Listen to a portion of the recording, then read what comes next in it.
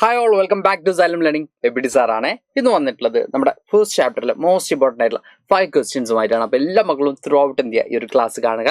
നമ്മൾ കഴിഞ്ഞ ക്ലാസ്സിലും കുറച്ചധികം ക്വസ്റ്റ്യൻസും കാര്യങ്ങളൊക്കെ നമ്മൾ ഡിസ്കസ് ചെയ്തിരുന്നു. അതുപോലെ തന്നെ ഇമ്പോർട്ടൻ്റ് ആയിട്ടുള്ള 5 ക്വസ്റ്റ്യൻ ആണ് നമുക്ക് ഇന്നത്തെ സെഷനിൽ എന്ത് ചെയ്യാനുള്ളതാ ഡിസ്കസ് ചെയ്യാനുള്ളത്. ഓക്കെ, അപ്പോൾ എല്ലാവരും കൃത്യമായി ക്ലാസ് കാണുക. എന്തെങ്കിലുമൊക്കെ ഡൗട്ട്സോ കാര്യങ്ങളൊക്കെ വരുന്നുണ്ടെങ്കിൽ കമന്റ് ബോക്സിൽ ഇൻഫോം ചെയ്യുക. അതുപോലെ തന്നെ ക്ലാസ് ഇഷ്ടപ്പെട്ടാൽ ആ കാര്യം കൂടി എന്ത് ചെയ്യുക, കമന്റ് ബോക്സിൽ ജസ്റ്റ് ഒന്ന് പറയടാം.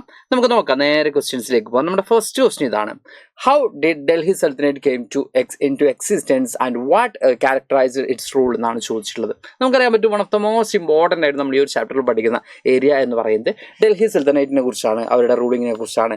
അതെങ്ങനെയാണ് മറ്റ് റൂളേഴ്സിനെ ചലഞ്ച് ചെയ്തിട്ടുള്ളത്, അതുകൂടാതെ അവരുടെ റൂളിംഗ് സ്റ്റൈൽ എങ്ങനെയായിരുന്നു, ഏത് രീതിയിലാണ് അവരോട് എക്സ്പാൻഡ് ചെയ്യപ്പെട്ടത്, ഇങ്ങനെ കുറച്ചധികം കാര്യങ്ങളാണ് നമ്മൾ ഈ ഒരു ചാപ്റ്ററിന്റെ സ്റ്റാർട്ടിങ്ങിൽ തന്നെ പഠിക്കുന്നത്.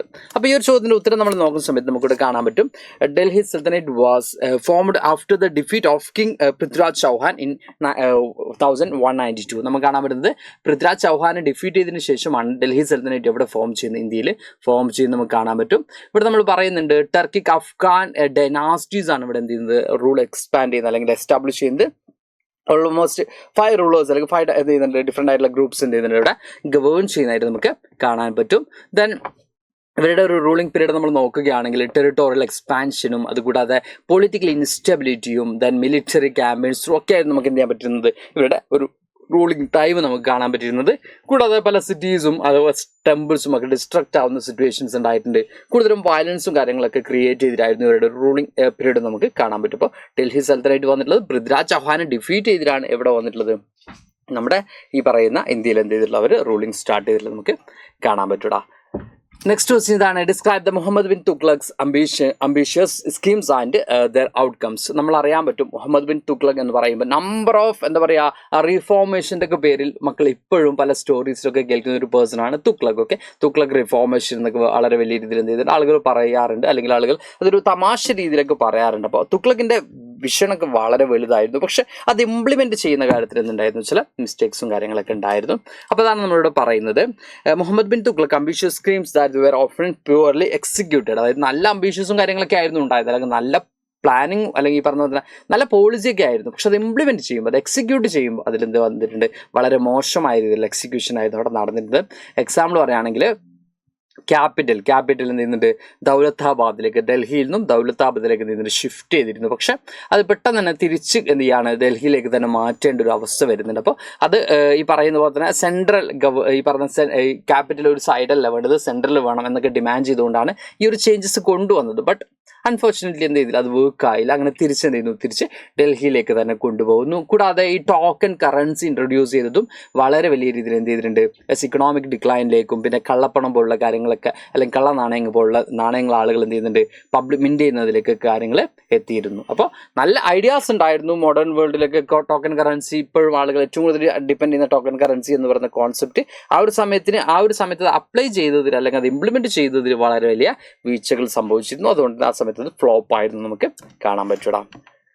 Next question: how did Babur establish the Mughal empire in India? എങ്ങനെയാണ് ബാബർ മുഗൾ എംപയർ ഇന്ത്യയിൽ എസ്റ്റാബ്ലിഷ് ചെയ്തത് എന്നുള്ളതാണ് നമുക്ക് നോക്കാനുള്ളത്. നമുക്കിവിടെ കാണാൻ പറ്റും, ഈ പറഞ്ഞ പോലെ തന്നെ Babur Turkic Mongol ruler and military strategist turn his side to India after being driven from Samarkand. ഇവിടെ നമ്മൾ പറയുന്നുണ്ട് ലോധി ഡൈനാസ്റ്റിയാണ്, ഇബ്രാഹിം ലോധിയെ ഡിഫീറ്റ് ചെയ്തുകൊണ്ടാണ് ബാബർ എന്ത് ചെയ്യുന്നത്, ഇവിടെ റൂൾ എസ്റ്റാബ്ലിഷ് ചെയ്യുന്നത് നമുക്ക് കാണാൻ പറ്റും. ഫസ്റ്റ് ബാറ്റ് ഓഫ് പാനിപ്പത്തിലാണ് ഈ പറയുന്ന ലോധി ഡൈനാസ്റ്റിയെ ഡിഫീറ്റ് ചെയ്തിട്ടാണ് ബാബർ എന്ത് ചെയ്യുന്നത്, അവരുടെ ഒരു റെയിൻ ഇവിടെ സ്റ്റാർട്ട് ചെയ്യുന്നത് നമുക്ക് കാണാൻ പറ്റും. ദെൻ ഇവിടെ നമ്മൾ പറഞ്ഞ പോലെ തന്നെ ഏറ്റവും പ്രധാനമായിട്ടും ഗൺ പൗഡർ ആണെങ്കിലും അല്ലെങ്കിൽ ആർട്ടിലറിയൊക്കെ മാക്സിമം എന്ത് ചെയ്ത് മാച്ച് ലോക്ക് ഗൺസ് ഒക്കെ മാക്സിമം യൂട്ടിലൈസ് ചെയ്തുകൊണ്ടാണ് ആ ഒരു വിക്ടറി ആര് ഗെയിൻ ചെയ്യുന്നത്, ബാബർ ഗെയിൻ ചെയ്യുന്നത് നമുക്ക് കാണാൻ പറ്റും. ദെൻ ഈ പറയുന്ന മുഗൾ എംപയർ, ഡൽഹി സൽത്തനേറ്റിൻ്റെ എൻഡും അതിനുശേഷം മുഗൾ എംപയർ ഇവിടെ എസ്റ്റാബ്ലിഷ് ചെയ്യാനും ആർക്ക് പറ്റിയിട്ടുണ്ട്, ബാബറിന് കംപ്ലീറ്റ് ആയിട്ടും പറ്റിയിട്ടുള്ളതായിട്ട് നമുക്ക് കാണാൻ പറ്റും. Next question: explain the evolution of Sikhism from spiritual movement to a martial brotherhood. നമുക്ക് കാണാൻ പറ്റും, സിഖിസം എന്ന് പറഞ്ഞാൽ ആക്ച്വലി സിഖ് എന്ന് പറയുന്ന ഒരു സ്പിരിച്വൽ ആയിട്ടുള്ള ഒരു കോൺസെപ്റ്റ് ആയിരുന്നു അല്ലേ. ദെൻ ഗ്രാജുവലി എന്ത് ചെയ്യുന്നുണ്ട്, അത് ഈ പറഞ്ഞ പോലെ തന്നെ ഒരു ആർമഡ് ഗ്രൂപ്പ്സ് ഒക്കെ ആയി മാറുന്നുണ്ട്. അത് എങ്ങനെയാണെന്നാണ് നമ്മൾ നോക്കുന്നത്. ഇവിടെ നമുക്ക് കാണാൻ പറ്റും, സ്പിരിച്വൽ മൂവ്മെന്റ് ആയിരുന്നു ഗുരു നാനാക്കിൻ്റെ അണ്ടറിൽ അല്ലെങ്കിൽ ഗുരു നാനാക്കിൻ്റെ ലീഡർഷിപ്പിൽ ഒരു സ്പിരിച്വൽ ആയിട്ടുള്ള മൂവ്മെന്റ് ആയിരുന്നു സ്റ്റാർട്ട് ചെയ്തിരുന്നത്.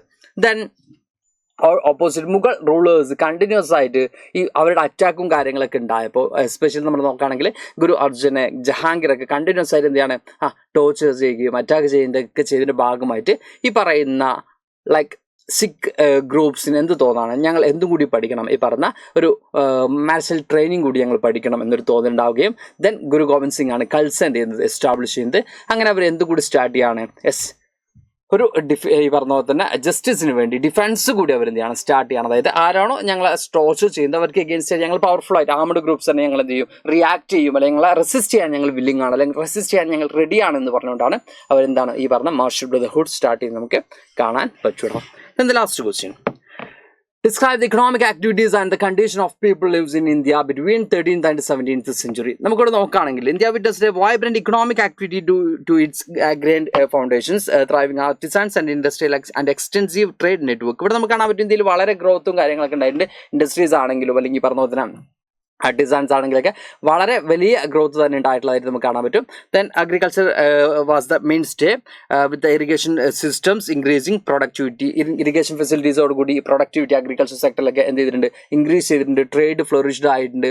അതുപോലെ തന്നെ എന്താ പറയുക ഫിനാൻഷ്യൽ ഫെസിലിറ്റീസിന് വേണ്ടി ഹുണ്ടി എന്ന് പറയുന്ന ഒരു സിസ്റ്റം ഉണ്ടായിരുന്നു. അതൊക്കെ ഈ സമയത്താണ് എന്ത് ചെയ്തിട്ടുള്ളത് ഇൻട്രൊഡ്യൂസ് ചെയ്തിട്ടുള്ളത് നമുക്ക് കാണാൻ പറ്റും. പക്ഷേ ഇതൊരു വെൽത്തിയ സെഷനിൽ മാത്രം എന്ത് ചെയ്യണം കോൺസെൻട്രേറ്റ് ചെയ്യുകയാണ്. അതായത് ലോ അല്ലെങ്കിൽ നമ്മൾ ഈ പറയുന്ന ഫാമേഴ്സിൻ്റെ ഒക്കെ സിറ്റുവേഷൻ നോക്കുകയാണെങ്കിൽ പെസൻസ് അല്ലെങ്കിൽ ഈ പറയുന്ന പുവർ ആയിട്ടുള്ള പെസൻസിൻ്റെ ഒക്കെ സിറ്റുവേഷൻ നോക്കുകയാണെങ്കിൽ അവർ ഇക്കണോമിക് ക്രൈസിസും സിവിയർ ആയിട്ടുള്ള ഫേമിൻ സിറ്റുവേഷൻസും ഒക്കെ ഇതിൻ്റെ ഫേസ് ചെയ്തിട്ടുണ്ട്. അപ്പോൾ ഒരു ഗ്രൂപ്പ് മാത്രം അല്ലെങ്കിൽ വെൽത്തി ആയിട്ടുള്ള സെഷൻ മാത്രം വളരെ ഹൈ ലെവൽ തന്നെയായിരുന്നു, അല്ലെങ്കിൽ അവർ ലക്ഷറസ് ആയിട്ടുള്ള ലൈഫ് തന്നെയായിരുന്നു മുമ്പോട്ട് കൊണ്ടുവരുന്നത്. പക്ഷേ ഫാമേഴ്സിനൊക്കെ ഇത് വളരെ ട്രാജിക് കണ്ടീഷൻ ആയിരുന്നു നമുക്ക് കാണാൻ പറ്റും.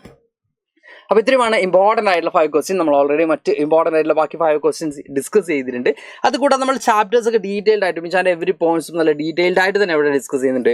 നമ്മുടെ ബാച്ചുകൾ ഡിസ്കസ് ചെയ്യുന്നുണ്ട്. ബാച്ചിലേക്ക് ജോയിൻ ചെയ്യാനുള്ള അഡ്മിഷൻ നമ്പറും കാര്യങ്ങളൊക്കെ അഡ്മിഷൻ എടുക്കാനുള്ള കോൺടാക്ട് നമ്പറും കാര്യങ്ങളൊക്കെ താഴെ പോകുന്നുണ്ട് സാറിൻ്റെ. അപ്പോൾ അത് നിങ്ങൾ എന്ത് ചെയ്യുക ജസ്റ്റ് നോക്കണം. യെസ്, ഈ നമ്പറിൽ നിങ്ങൾ കോൺടാക്ട് ചെയ്യുക. അതിനുശേഷം നിങ്ങൾ അഡ്മിഷൻ എടുക്കുക. സ്റ്റിൽ ഇപ്പോൾ നമുക്ക് എന്തുണ്ട് ഈ പറയുന്ന ഫ്രീഡം ഓഫർ ഉണ്ട്. അപ്പോൾ ഫ്രീഡം ടു എക്സൽ എന്ന് പറയുന്ന ഓഫർ മാക്സിമം എന്ത് ചെയ്യുക മക്കൾ യൂട്ടിലൈസ് ചെയ്യുക. നിങ്ങൾക്ക് ഇനിയും അഡ്മിഷൻ എടുക്കാനുള്ള മക്കൾ എന്ത് ചെയ്യുക അഡ്മിഷൻ എടുക്കുക. Old NCERT and new NCERT നമ്മൾ ഒരുപോലെ തന്നെ എന്ത് ചെയ്യുന്നുണ്ട് പാരലായിട്ട് മൂവ് ചെയ്യുന്നുണ്ട്. അപ്പോൾ 2 ടെക്സ്റ്റ് ബുക്കും ഓൾഡ് NCERT ഫോളോ ചെയ്യുന്ന മക്കളുണ്ടെങ്കിലും ന്യൂ NCERT ഫോളോ ചെയ്യുന്ന മക്കളുണ്ടെങ്കിലും ഒരുപോലെ തന്നെ എന്തായിരിക്കും ഇത് യൂസ്ഫുൾ ആയിരിക്കും. എല്ലാവരും എന്ത് അഡ്മിഷൻ എടുക്കുക. ഡെയിലി ലൈവ് ക്ലാസ്സസ് ഉണ്ടാവും, റെക്കോർഡ് സെഷൻ ഉണ്ടാവും.